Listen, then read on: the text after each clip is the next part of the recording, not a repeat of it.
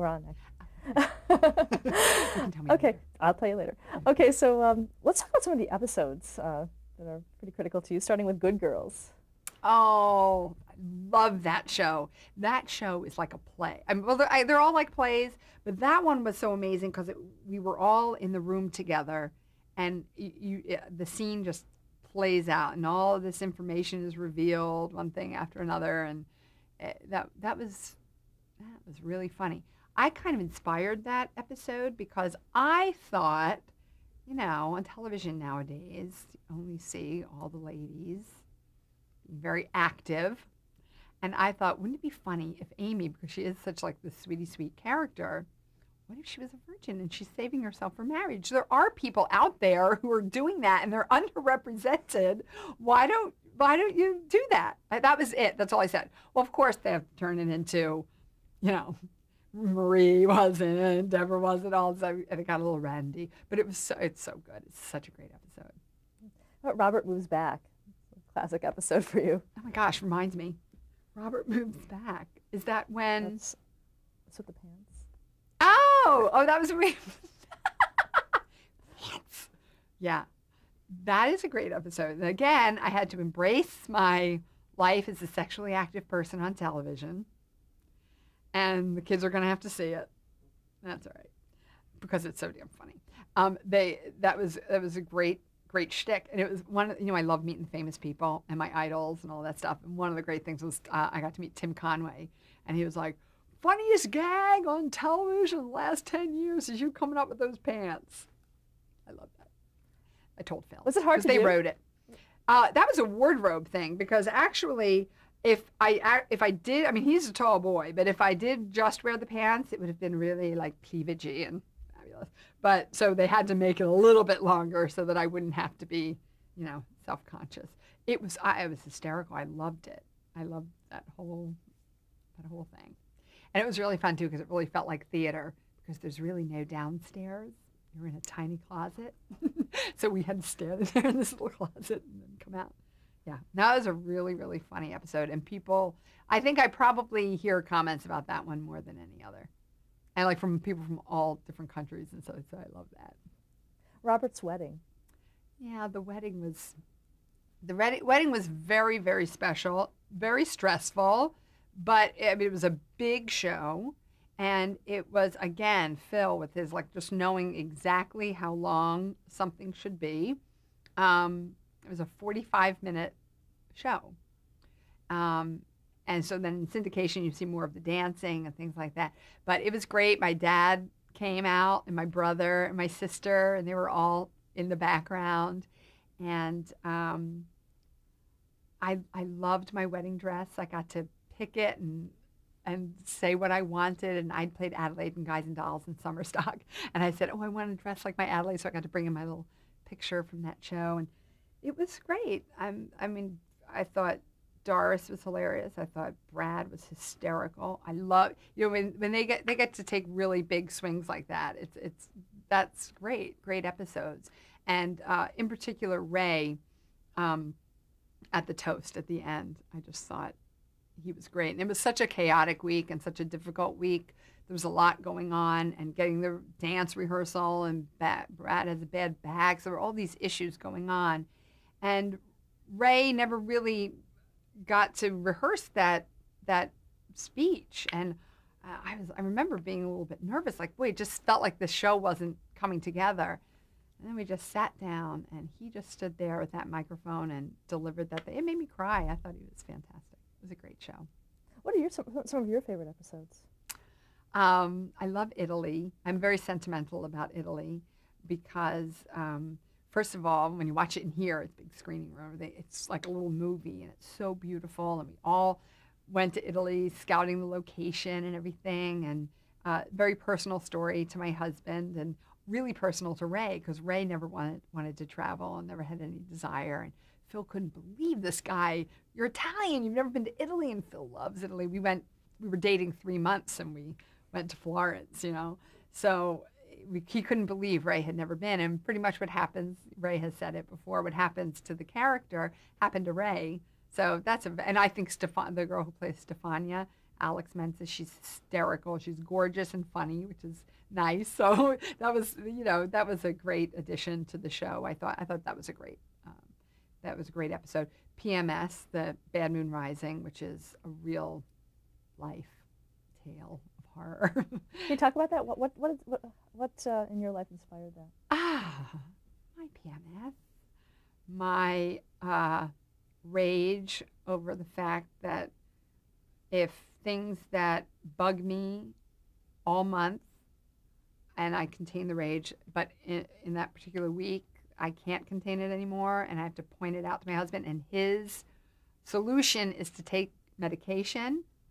To see that played out in the show was unbelievably great, and they did so well. I think it's one of Patty's best shows. I think she's incredible in that.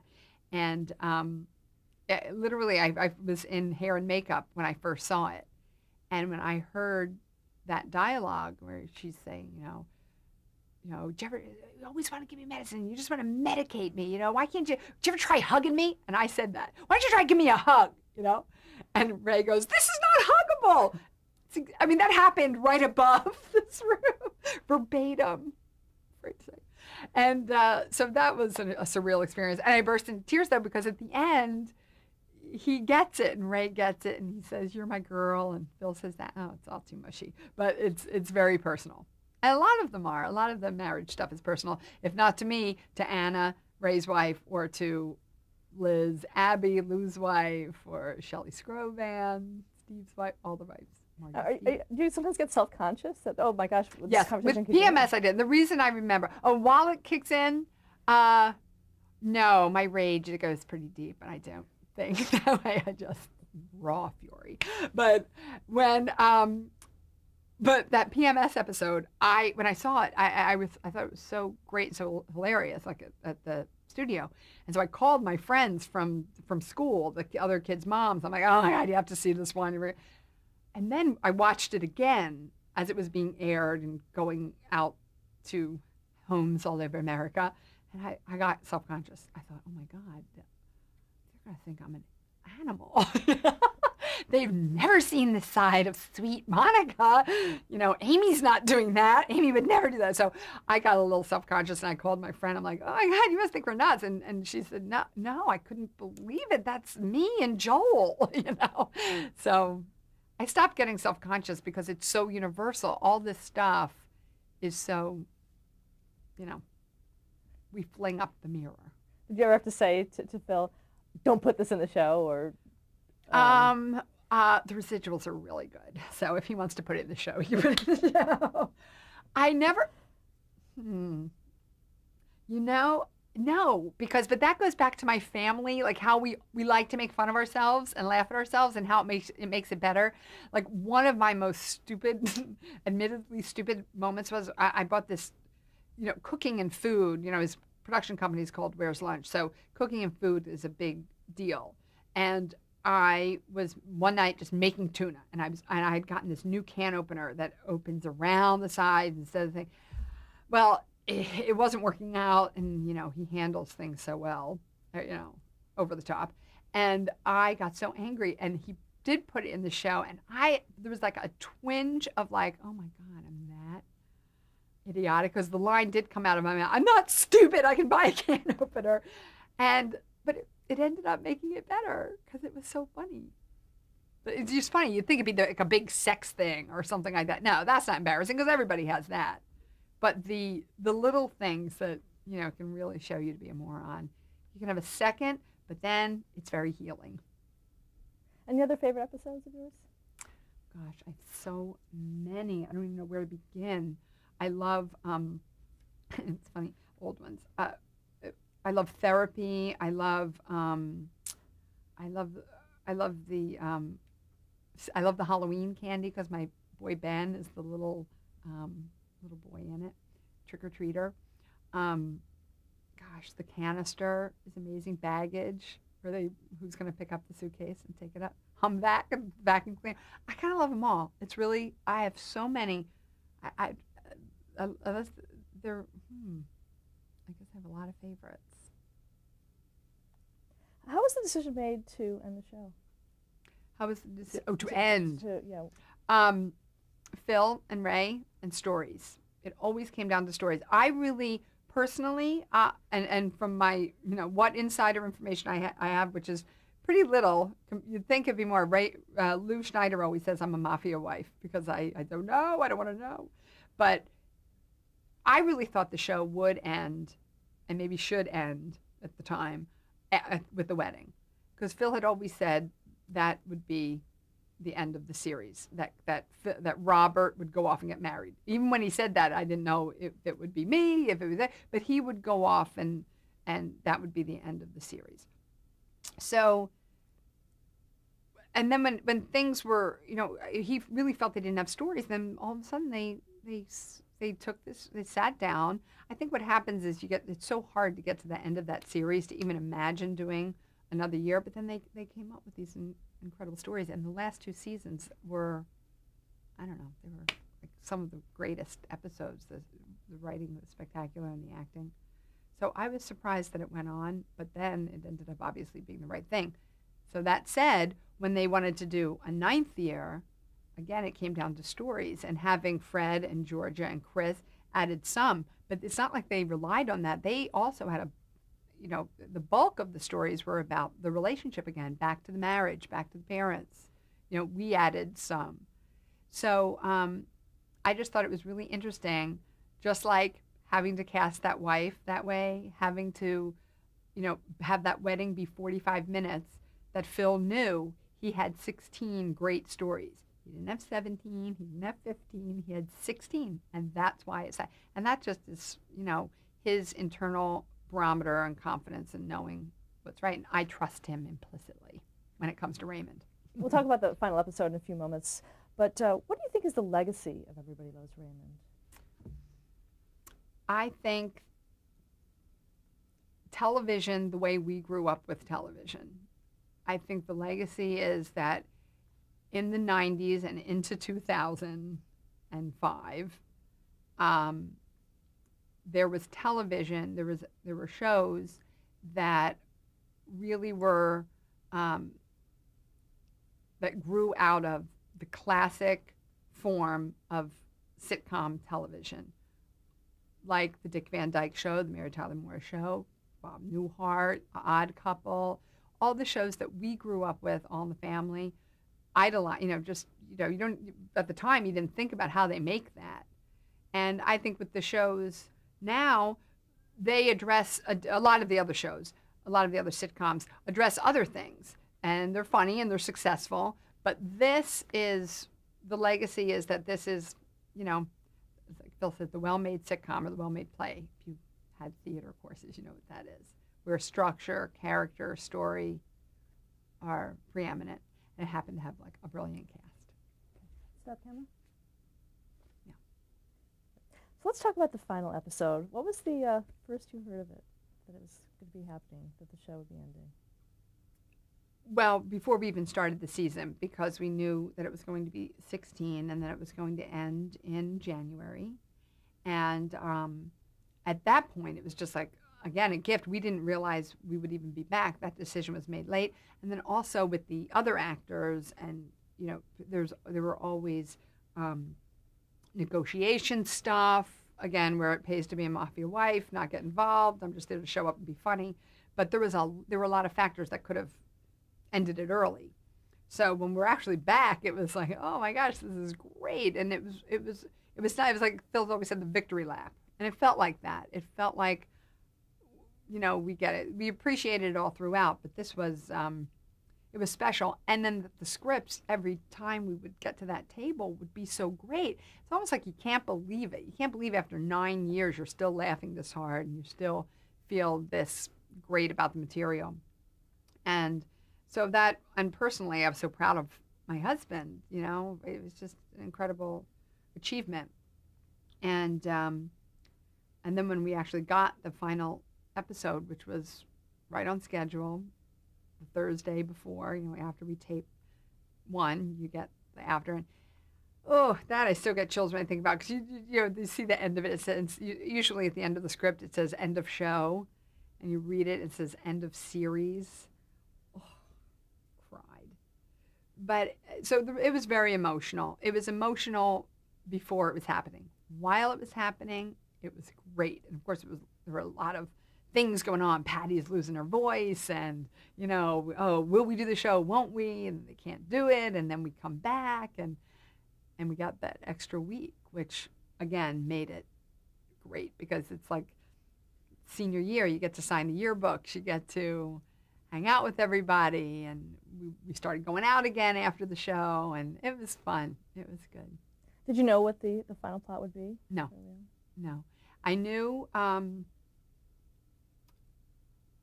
he had a lot on him because he didn't want to make it a big, All in the Family. Mike and Gloria move away. Mary Tyler Moore, the huddle hug away from the desk, or to the desk to get the tissues that Georgia says they're over there.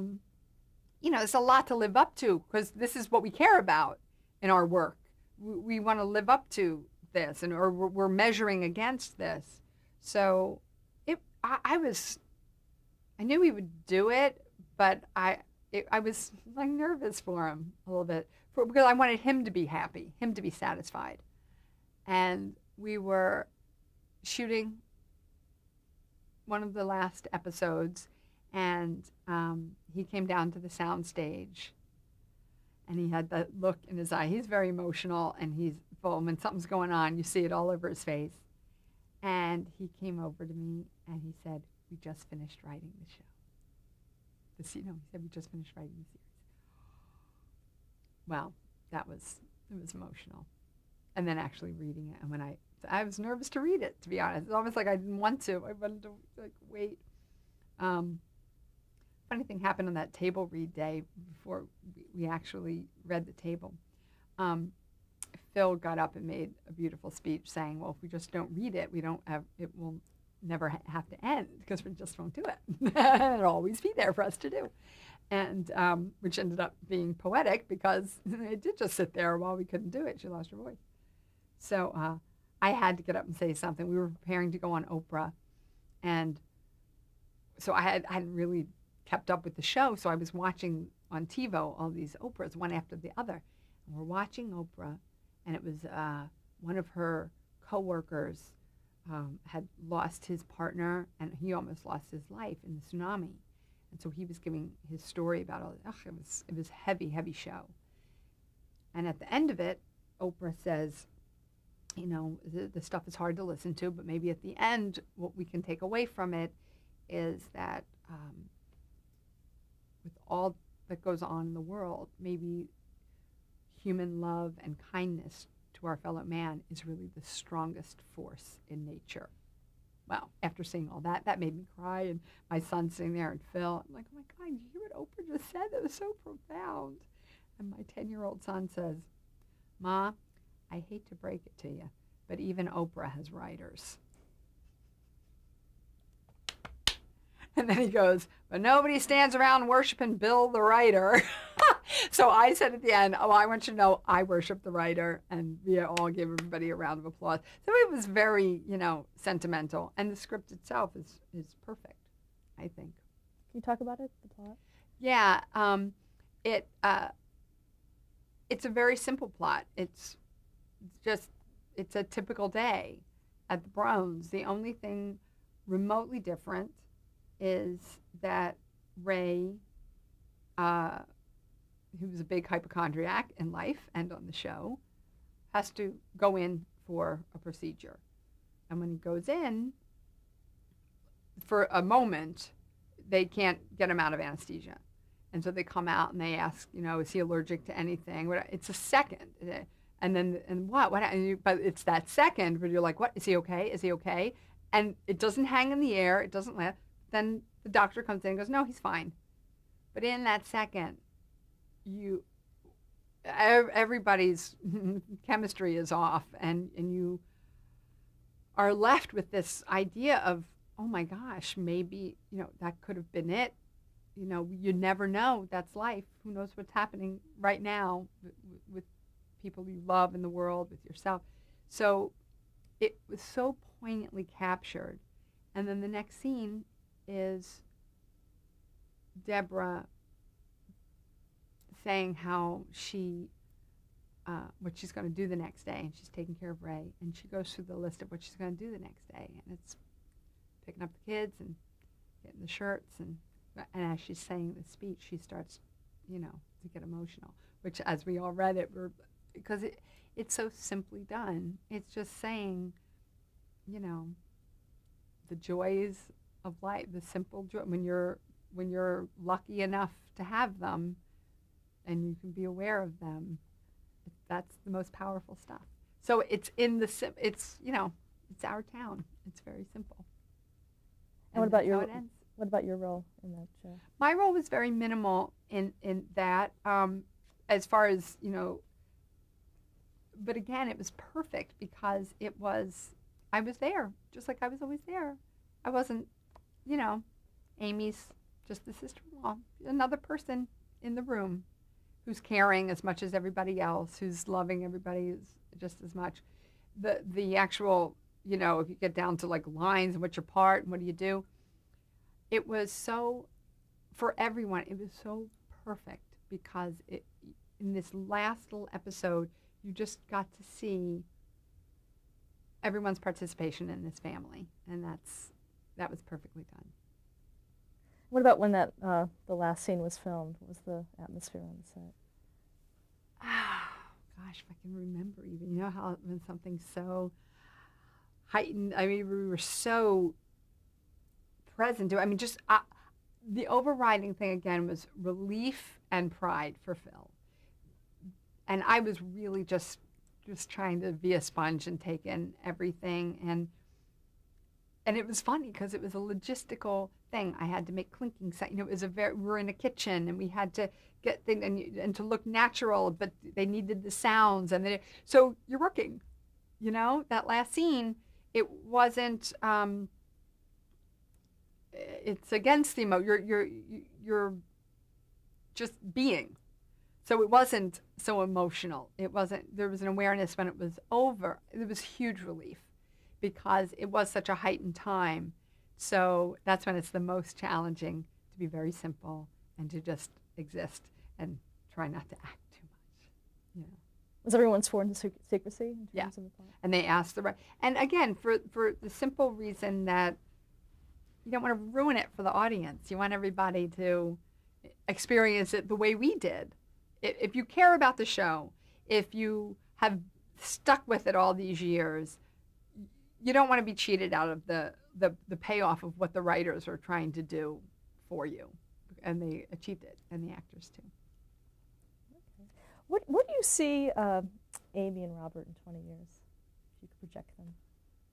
Oh my gosh, I'm so gestalt in the moment in my life. I never project for myself, so now to project for others.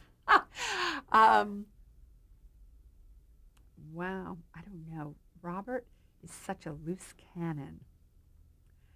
I'll tell you how Amy projects them in 20 years with the kids and everything works out. I don't know if I would see that for them. I don't know. Isn't that funny? I may be taking it too seriously. But yeah, I think that you never know when you marry a damaged fella. There's never a guarantee. What advice would you give to someone starting out in acting today? Enjoy what you're doing. Don't get wrapped up in the business aspect of it because it is ever-changing and out of your control. So my advice is to really follow what you enjoy doing, what challenges you, what interests you, and be really honest with yourself and know what your motivation is in life, just as you are when you're working on a scene, and be honest with yourself about it. And then it's the greatest thing ever. And then it's not dependent on the outside to define what your experience as an actor is. Because when all this stuff comes together and hits, it's great. it's great. There's security is phenomenal, and people enjoying your work on a huge grand scale is fantastic. It's really great too when you do your play and it's really good and you feel good about yourself. So that's the stuff that lasts and lasts and lasts. What are your next projects, your current projects? My current projects, aside from my drawers and my closets and my children being clothed properly and just setting up my system in my house and cooking more, we just finished a little project in my house. My son saw Super Size Me, where the guy ate McDonald's 30 days, breakfast, lunch, and dinner. So he started one, a little film, Mama Feed Me, where he only eats Mama's cooking, breakfast, lunch, and dinner for 30 days. It was really interesting because, first of all, I mean, we own a restaurant. We're restaurant people. We are foodies, and it's a huge part of our social life. But listen, he went to the Purim Carnival. I made him his lunch. I made him his snack. He didn't buy anything. It was great, and it was look, we're going out to dinner tonight. Yesterday was the last day, but it was good for me because we're so we're conditioned to our fast, and it was 10 years of the show taking over our life and being a great part of our lives.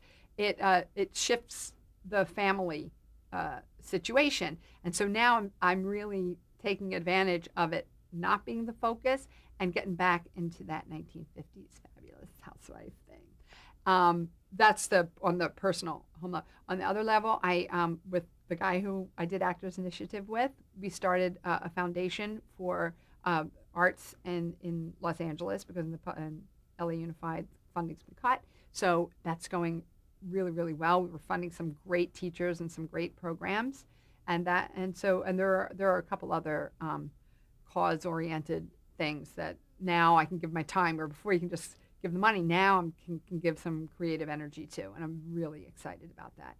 And also, I hired somebody to write a show about. Remember when I said I was writing and I didn't like writing by myself? And well, a lot of that material was pretty good, and another friend of mine does like to write, so I actually hired her to develop that into a television show. And it's based on the Rehearsal Club and what I read about the Rehearsal Club from reading Carol Burnett's One More Time. So read about the people that you admire, and it can inspire you. So, but acting, I don't know. I never had to worry about it before. If it comes up, whether it's a reading of a play, a friend's play, or something else, again, thank God the security is there. I can do whatever I want. Do you envision yourself acting in that project? No, isn't that funny? I guess I could at some point, but my goal is to have material for actresses that won't necessarily be on the cover of Cosmo, and a lot of our older actresses, these idols that I've met, and it would be set back in time, and it's to produce work for them. So I haven't really thought about it for myself, but I'll be an older character actress very soon. So yeah, there might be, but that's not the goal right now because I don't want to. I have too much to do at home. Well, thank you so much. We look forward to following your projects along. Thank and, you. Well, thank you. I'll come and check out the archive someday.